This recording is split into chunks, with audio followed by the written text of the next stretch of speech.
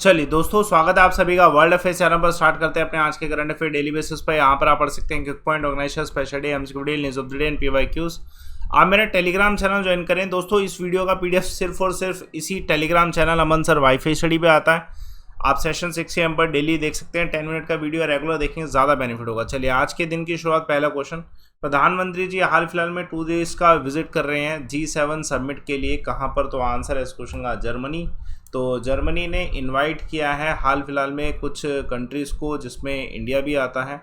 और कंट्रीज़ के और भी नाम बता देता हूँ। Argentina, Indonesia, Senegal, south Africa, ये सब समिट का हिस्सा बनने वाले हैं। उसके अलावा जो है इंडिया को जो इनवाइट करने वाले व्यक्ति हैं वो हैं चांसलर जर्मनी के ऑल स्कोल, जिनके ऊपर क्वेश्चन आपको आने के चांसेस है, जिसमें इंडिया अपने इंडियन डिस्पोरा के साथ भी जो है जर्मनी में जो है डिस्कशन करने वाला। उसके अलावा इसके साथ प्रधानमंत्री यूनाइटेड अरब एमिरेट भी जाने वाले हैं। That was for personal condolences, जो अभी हाल फिलहाल में शेख खलीफ बिन जैद का जो है मृत्यु हुआ, उसके ऊपर जो है जाएंगे उसी वजह से।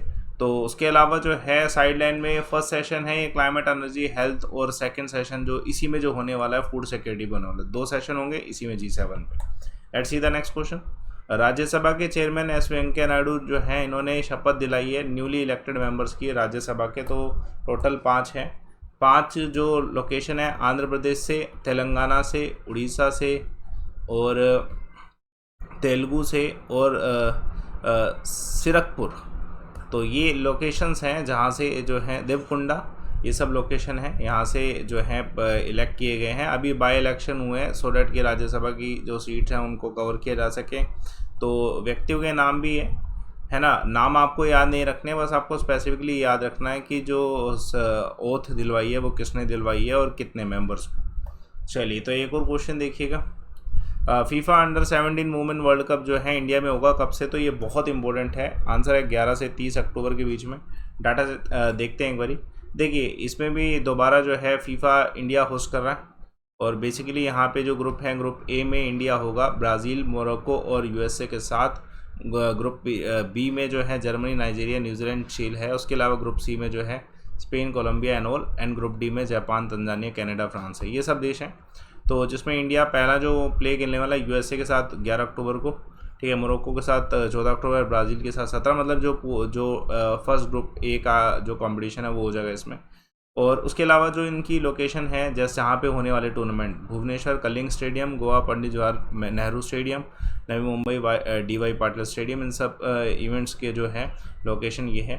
नवी मुंबई जो है फाइनल होस्ट करेगा और सेमीफाइनल जो है गोवा में होने वाला है। जो कंट्री इसमें बेहतर प्रदर्शन करती हैं उनके बारे में जो है आपको पता होना चाहिए, ठीक है। कि जिसमें जापान, साउथ कोरिया, फ्रांस, ये बहुत अच्छा प्रदर्शन कर चुके हैं। टाइटल ये एक बार जीत चुके हैं।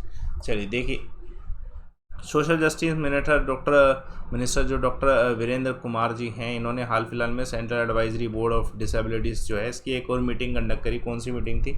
This was the 5th meeting. तो social justice and empowerment minister doctor Virendra Kumar ji ने इसे चेयर किया। ये दिल्ली में हुई थी मीटिंग पहले। तो ये क्वेश्चन आपको मिल सकता है, जिसमें जो है 12 स्टेट और यूनियन टेरेटरी के जो मिनिस्टर्स हैं उन्होंने पार्टिसिपेट किया। और इसमें जो डिसेबिलिटी जो है पेंशन, इसका जो है क्वांटम अनाउंसमेंट किया गया, जिसमें दिव्यांगन जो है उनको एक डिग्निफाइड लाइफ मिल सके। तो इस पे वर्क किया जाएगा। उसके अलावा सेंट्रल एडवाइजरी बोर्ड जो है इन्होंने ये कहा कि स्टेट और यूनियन टेरेटरी को जो है right of person with disability rule जो है इस पे फोकस करना चाहिए। डेफिनेटली ये डिस्ट्रिक्ट लेवल पे, हर एक लेवल पे जो है ये होना चाहिए, है ना। आप स्किल करने के लिए इम्प्लीमेंट किया है UDID प्रोजेक्ट, जो सेट की मतलब दिव्यांगन जो है उनके लिए बेनिफिशियल होगा। इंडियन एयरफोर्स हाल फिलहाल में पार्टिसिपेट किया जो है कौन सी कंट्री के एयरफोर्स वेपन स्कूल प्रोग्राम में? तो आंसर है इस क्वेश्चन का इजिप्ट। तो इंडियन एयरफोर्स पार्टिसिपेट कर रहा है। टेक्टिकल लीडरशिप प्रोग्राम जो है इजिप्ट के द्वारा करवाया जा रहा है। इजिप्शियन जो एयरफोर्स वेपन स्कूल है कायरो, जो कि कैपिटल है वहाँ के एयरबेस में, जहाँ पे इंडिया की तरफ से पार्टिसिपेट होगा सुकोई 30 MKI एयरक्राफ्ट का, C-17 एयरक्राफ्ट का, 57 इंडियन एयरफोर्स पर्सनल जो है इसमें पार्टिसिपेट करेंगे, ठीक है। और C-7 कॉर्डिनेशन भी जो है इसमें पार्टिसिपेट करने वाला है। मतलब ये एक तरीके से हम कह सकते हैं कि एक बेहतर टाई अप होगा दोनों देशों के बीच में, है ना। Let's see the next question. चलिए, तो सुप्रीम कोर्ट ने डिसमिस कर दिया अभी जाकिया जाफरी की जो पिलाई थी एसआईटी क्लीन चिट जो मोदी जी को दी गई थी, और बाकी कितने सदस्य को, तो आंसर इस क्वेश्चन 63। देखिए, आप सभी जानते हैं कि गुजरात में जो है एक बारी बहुत बड़ा क्लैश हुआ था 2002 के आसपास, जिसमें 68 लोगों को अराउंड जो है मारा गया था, जिसमें ये साबरमती एक्सप्रेस का जो कोच है उसे जला दिया गया था, जिसमें 59 पीपल वर बर्ड अलाइव। उसमें एक एहसान जाफरी भी थे। तो अभी उनकी जो वाइफ हैं उन्होंने जो है सुप्रीम कोर्ट में याचिका दायर करी थी, और ये इस वजह से दायर करी थी कि इससे पहले एक एसआईटी का गठन हुआ। एसआईटी ने जो है हमारे प्राइम मिनिस्टर और 64 अदर लोगों को जो है क्लीन चिट दी थी, और इन्होंने इसको जो है काउंटर किया था सुप्रीम कोर्ट में। अब सुप्रीम कोर्ट ने भी जो है इनकी याचिका जो है उसे जो है खारिज कर दिया है, डिसमिस कर दिया है कि इनकी याचिका जो है इसका कोई अभी जो है सॉलिड प्रूफ है नहीं है। तो ये एक अपडेट है जो पता होना चाहिए, मतलब अभी भी प्राइम मिनिस्टर के पास और जो 64 अदर लोग हैं उनके पास क्लीन चिट है। Let's see the next question. कौन सी कंट्री की सुप्रीम कोर्ट ने 50 साल पुराना रूल जो कि ये था कि वुमेन कॉन्स्टिट्यूशनल राइट था अबॉर्शन का, उसे जो है ओवरटर्न कर दिया है? तो आंसर है यूएसए। तो एक हिस्टोरिक अपडेट कह सकते हैं यूएसए के सुप्रीम कोर्ट के द्वारा, मतलब एक बड़ा डिसीजन है।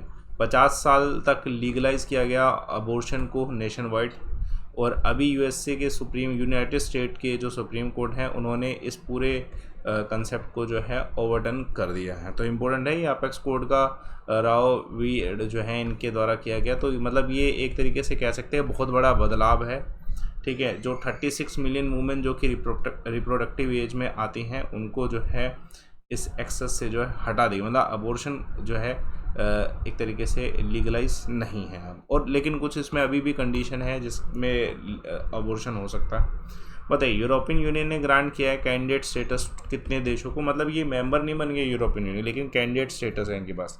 तीनों हैं, यूक्रेन, मोल्डोवा और जॉर्जिया, ठीक है। इंपॉर्टेंट है, ये बहुत बड़ी अनाउंसमेंट कह सकते हैं यूक्रेन को सपोर्ट करने की। यूरोपियन पार्लियामेंट ने वोट किया है हाल फिलहाल में, जिसमें यूरोपियन यूनियन ने स्टेटस दिया है, कैंडिडेट स्टेटस, यूक्रेन, मोल्डोवा को और जॉर्जिया को। उसके अलावा जो है इसमें जो वोटिंग हुई थी उसमें 14 एब्सेंट थे। जो मेंबर है 27 मेंबर स्टेट है यूरोपियन यूनियन। तो ये एक बड़ा अनाउंसमेंट कह सकते हैं, जिसमें जो प्रेसिडेंट है, ठीक है, मोल्डोवन के मेया संधू, उनके द्वारा ट्वीट किया गया कि ये एक स्ट्रॉन्ग सिग्नल है सपोर्ट का। उसके अलावा यूक्रेनियन प्रेसिडेंट जो है उनके द्वारा भी सेम स्टेटमेंट जो है दी गई है। Let's see the next question. लेकिन अभी उन्हें यूरोपियन यूनियन का मेंबर बनने में बहुत ज़्यादा समय लगेगा। कौन सी कंट्री है जो कि 4th आर्टिस्टिक स्विमिंग गोल्ड जो है जीती है फीना वर्ल्ड्स में? तो आंसर चाइना है। तो इम्पोर्टेंट है, ये चैम्पियनशिप टीम चाइना की जो है ये जीती है। स्विमिंग पूल का आर्टिस्टिक जो है डोमिनेट किया इन्होंने 19th फीना वर्ल्ड चैम्पियनशिप, ठीक है।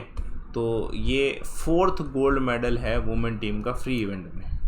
उसके अलावा और भी कुछ इवेंट्स हुए हैं, अगर मैं कहूँ तो जैसे चाइना ने 3rd जीता है वुमेन 50 मीटर बटरफ्लाई में, है ना। तो ये कुछ अचीवमेंट्स जो हैं चाइना को मिले। बस आप चाइना नाम याद रखिए कि फीना जो अभी मैचेस हुए हैं वर्ल्ड चैम्पियनशिप उसमें चाइना जीता। कौन सी कंट्री ने इनवाइट करे 13 कंट्रीज़ को ब्रिक्स रिलेटेड इवेंट में? तो चाइना ने अभी ब्रिक्स होस्ट किया। तो चाइना ने पहला तो ये चीज़ कंडेम करी कि कुछ कंट्रीज़ ऐसे है, एग्जाम्पल डायरेक्टली यूएसए का ही बोला गया है, डायरेक्टली तो नहीं इनडायरेक्टली बोला, सम कंट्रीज लाइक, ये स्टेटमेंट यूज़ करके कि जो हैं ये they are making small yards with high fences. तो ये है। उसके अलावा इन्होंने 13 कंट्रीज़ को इनवाइट किया है कि ब्रिक्स का जो है मेंबर तो नहीं लेकिन इनवाइट किया है कि आप ब्रिक्स से जुड़ें, ब्रिक्स के जो कंडीशंस हैं उसको फुलफ़िल करें। जैसे एग्जांपल कंट्री का नाम अल्जीरिया, अर्जेंटीना, इजिप्ट, इंडोनेशिया, ये सब देश हैं इसका हिस्सा है, ठीक है। तो ये सब अनाउंसमेंट जो है की गई। पद्मा ब्रिज जो है इनोग्रेट किया गया कौन से देश के प्राइम मिनिस्टर के द्वारा? पद्मा इज़ रिवर, तो ये बांग्लादेश में है। तो पद्मा ब्रिज जो है पद्मा नदी के ऊपर ही बनाया गया है बांग्लादेश में, और इसे इनोग्रेट किया गया बांग्लादेश के प्राइम मिनिस्टर शेख हसीना जी के द्वारा, जिसमें मतलब अभी और बहुत सारे मेंबर जो है 3000 के आसपास एमिनेंट पीपल जो हैं इनवाइट किए गए थे इस इनोग्रेशन में। एक बड़ा इनोग्रेशन कह सकते हैं। इसकी अचीवमेंट क्या है कि ये ब्रिज जो है रिड्यूस करेगा टाइम ढाका और कोलकाता के बीच का, मतलब जो टाइम को आधा कर देगा ये, तो एक ये अच्छी बात है। इवन इंडिया ने डेफिनेटली रिकॉग्नाइज़ किया पद्मा ब्रिज को कि ये अच्छा बात है ना, पद्मा ब्रिज का ये बनना। Let's see the next question. Quick point देखते हैं आपने। हाल फिलहाल में इंडिया का first body suit yoga space में करने के लिए एम्स दिल्ली ने बनाया। ठीक है, कौन सी कंट्री के प्राइम मिनिस्टर ने रिसेंटली कहा है कि बेसिकली रशिया ने कहा है कि हम इस देश का नाम मैप से वाइप अप कर देंगे, तो आंसर है एस्टोनिया। तो उसके अलावा एयरपोर्ट कौन सा है जिसने airport of the year 2022 sky tracks का है उसमें टॉप किया है, तो कतर। कल एक सवाल पूछा गया था डीपीएस पे संबंधित, equal justice free legal aid किस आर्टिकल का हिस्सा है? उमा गुप्ता का आंसर बिल्कुल सही, 39A। आज का सवाल, what is the study of fungus known as? इसका आंसर आप कमेंट बॉक्स पे दीजिए। दोस्तों टेलीग्राम चैनल ज्वाइन कर लेना, क्योंकि जो पीडीएफ है वो सिर्फ और सिर्फ इसी टेलीग्राम पे आती है। पीडीएफ से रिवीजन बहुत अच्छी रहती है, तो पीडीएफ ज्वाइन करिए। बाकी आप टेस्ट देते रहें अपने एसएससी रेलवे के टेस्टाथन से। दोस्तों ध्यान रखना रिपोर्ट एंड विन का ऑप्शन। और सबसे इम्पोर्टेंट, जब भी आप पढ़ते हैं आपको एक बेहतर तैयारी करनी चाहिए। लाइव अमन कोड उसका एक सोर्स है जिसमें आपको एक कोड यूज़ करके सिंगल सब्सक्रिप्शन पे सब कुछ अवेलेबल होगा, अनलिमिटेड होगा पूरा सब्सक्रिप्शन। जैसे आप किसी भी एग्ज़ाम की तैयारी कर रहे हैं तो आपको ऑटोमेटिकली डिस्काउंट लेने के लिए, सबसे कम फीस करने के लिए एक कोड लगाना पड़ेगा। जब आप एक बारी लगा के देखिएगा लाइव अमन, आपके ऑटोमेटिकली ये जो प्राइस है बहुत कम हो जाएंगे। प्रोसीड टू पे तभी करिए, बेनिफिट तभी हो पाएगा। बाकी सेशन को लाइक करिए, शेयर करिए, चैनल को सब्सक्राइब करिए। Thanks a lot for watching.